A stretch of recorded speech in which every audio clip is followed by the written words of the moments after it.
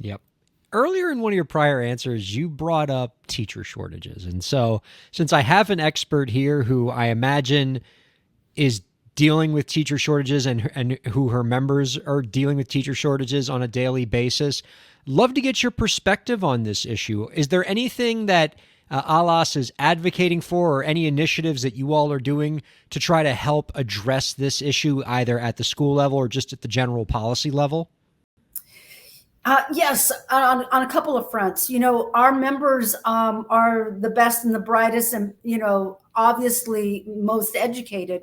And so, some of the ideas I'll share with you are: one, we have states that have different regs or regulations and credentialing, parts that we don't take into consideration how we're a very mobile society. And so moving from one state to the other, there are issues with that, because you have to then either sign up for more classes, sign up for a different licensure, whatever.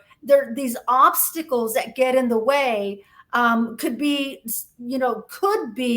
at a federal level, managed in a way that if you're whatever you're qualified to do in the state of California should work in the state of Vermont, right? And so we're looking at those kinds of pieces. In addition to the teacher shortage, in particular, we know that we have a troops to teachers program. However, we oftentimes don't realize that we have military folks that, when it comes to a diverse community of men and women of color in particular that serve in our military, they can go in at a very young age and then retire, at 40, and they still have a lifetime and a wealth of experience and leadership and understanding of schooling, because they're doing all of that within their own right. To be able to come out and impart that on our young folks, we want to, for lack of a better word, repurpose their life, because they come out of doing that kind of a duty, and then being able to give back to their communities in this kind of way. We need to give the credit for that, for them to become teachers very differently than if someone was just coming out of a university. So those are a couple of the ideas that we have been working on during the time here, and continue since then, to see how we can actually put together maybe some additional language in current legislature to make this actually come to fruition.